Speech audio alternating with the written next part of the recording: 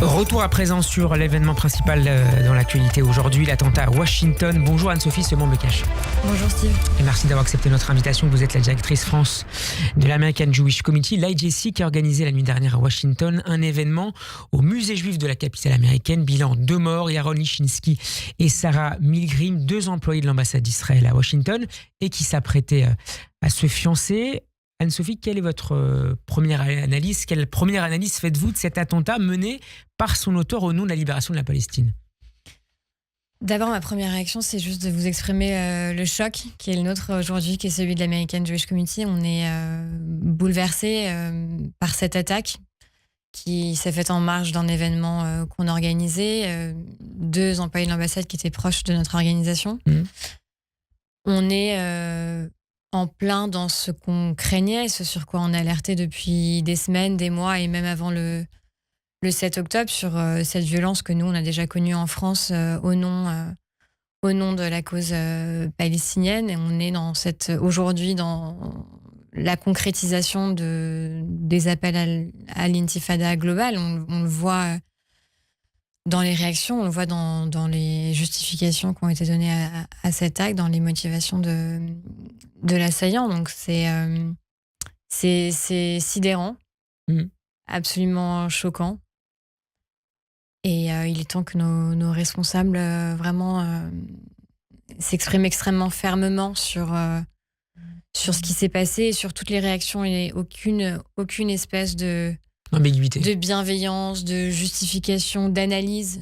On va y revenir dans quelques instants. Qui est un pur acte antisémite, une pure traduction concrète de cet antisémitisme sur lequel on alerte depuis des années. Qu'est-ce que vous pouvez nous dire, Anne-Sophie Semon-Bekash, sur les mesures de sécurité qui entouraient cet événement organisé par l'IJC ? Vous nous disiez, l'IJC se préparait et craignait ce type d'incident. Qu'est-ce qui était organisé autour de cela ? Comme toutes les organisations juives, j'ai pas de commentaires particuliers à faire aujourd'hui sur cet événement-là.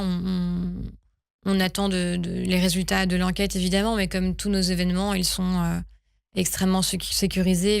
Notre Global Forum, qui est notre conférence annuelle, vient de se tenir il y a quelques semaines encore à New York, avec un dispositif de sécurité extrêmement renforcé, comme le sont tous nos événements depuis le 7 octobre, et comme ils avaient commencé déjà à l'être aussi depuis que l'antisémitisme explose aux États-Unis, comme il explose en France et ailleurs dans le monde. On s'est beaucoup intéressé en France et notamment sur cette antenne à l'importation, à ce qu'on a appelé l'intifada à la française ces 20 ou 25 dernières années. Ce qui s'est passé cette nuit confirme que l'importation du conflit israélo-palestinien est désormais majeure aux États-Unis ?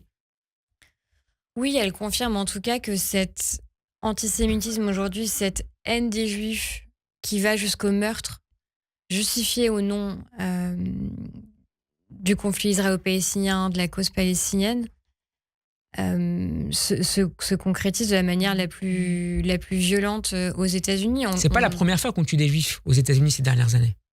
Non, bien sûr. Et le réveil, on le date de l'attaque de Pittsburgh, qui était une attaque dans une synagogue en 2018, mais qui n'était pas motivée par par la même idéologie, par les mêmes facteurs.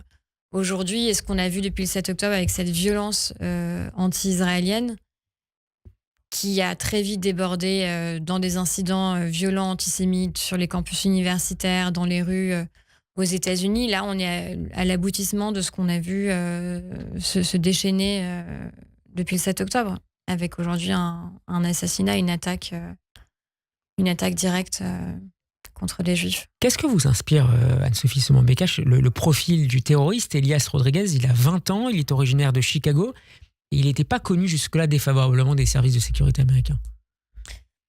On n'a pas de commentaires à faire sur l'auteur. L'enquête est en cours. On suit, comme vous en doutez, de très très près aux États-Unis. Notre organisation suit évidemment l'évolution. Ce qu'on sait, c'est ce qu'il a scandé au moment de son attaque et qui nous permet de dire que ses motivations sont purement antisémites. Est-ce que la piste non pas une appartenance, mais en tout cas de l'existence de liens entre lui et certains États ou certaines organisations est clairement étudiée? Parce qu'on n'a pas encore de réponse, évidemment, à ce genre de questions. Mais... J'ai pas de réponse non plus à vous fournir sur le sujet. On sait que l'enquête est en cours, mais c'est beaucoup trop tôt pour émettre ce genre de suppositions. Est-ce que vous êtes particulièrement inquiète, Anne-Sophie Sauman-Mekash, pour les représentants de l'État d'Israël, à la fois aux États-Unis, mais aussi en Europe et évidemment en France? Je dirais que je suis inquiète pour les Juifs dans leur ensemble, qu'ils représentent l'État d'Israël ou qu'ils soient des simples citoyens d'États dans lesquels on se trouve, que ce soit en Europe, aux États-Unis. Et on le voit bien, là, ce qui a été visé. Il a visé des jeunes gens qui sortaient du musée juif, qui sortaient d'un événement organisé par notre organisation. Vous pensez qu'il a ciblé au hasard ces Israéliens? On n'en sait encore rien, mais on sait le lieu qu'il a visé. Les personnes qu'il a visées sortaient de ce lieu. Il s'agit en l'occurrence effectivement de 2 employés de l'ambassade et pas de diplomates. D'un employé de l'ambassade de nationalité effectivement israélienne, mais sa fiancée est une juive américaine, très proche de notre organisation d'ailleurs.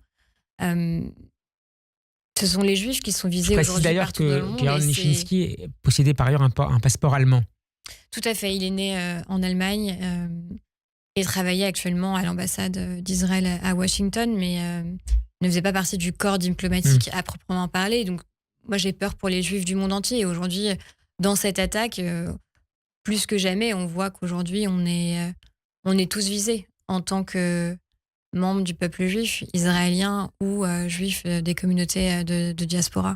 Le ministère de l'Intérieur en France a renforcé, on l'a appris tout à l'heure, a annoncé le renforcement de la sécurité des sites juifs en France. Vous considérez, Anne-Sophie Sauman-Mekash, c'est ce que vous venez de nous dire, mais que les prochains jours vont être particulièrement sensibles sur le plan sécuritaire en France?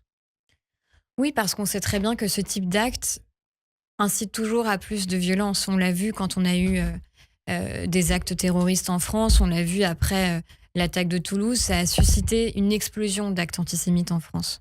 Au lieu de susciter une réaction de solidarité, ça a encouragé encore plus les antisémites violents. Donc c'est évidemment ce qu'on craint et c'est évidemment ce pourquoi la sécurité doit être renforcée et notre vigilance renforcée. Et ce sont surtout les réactions qu'on va entendre aujourd'hui, comme celles qu'on a déjà entendues ce matin, qui, de notre point de vue, encouragent directement, justifient directement ce type de comportement. Alors on va écouter, je pense que vous faites allusion en particulier à Éric Coquerel, mais avant ça, je voudrais vous faire réagir à ce qu'a écrit le président de la République Emmanuel Macron sur un post sur le réseau social X. 2 membres de l'ambassade d'Israël à Washington ont perdu la vie dans une attaque antisémite devant le musée juif. J'ai transmis au président, donc au président Herzog, le président israélien, nos pensées pour les familles et les proches des victimes. Fin de citation. Est-ce que vous comprenez par là qu'Emmanuel Macron ne condamne pas réellement cet acte qualifié par ailleurs par son ministre des Affaires étrangères, Jean-Noël Barrot, d'odieux? Ah si, je crois qu'il condamne cet acte. Après, je trouve que cette déclaration est un petit peu légère, étant donné la gravité des faits. Mais je crois qu'il condamne cet acte comme un acte antisémite. Il n'y a pas de doute. Je dirais on aurait aimé un peu plus de... Plus de quoi? Une condamnation un peu plus forte face à la gravité des faits. On ne se rend pas compte de ce qui se passe. On a l'impression, parce qu'il y a cette petite musique en ce moment, et puis cet acharnement, il faut le dire... contre l'État d'Israël, qu'on est là face à une sorte de dommage collatéral de cette guerre qui n'en finit pas. On est quand même vous n'êtes pas troublé par l'absence de ce terme de condamnation qui fait réagir beaucoup, notamment des sites d'information, qui relèvent cette absence?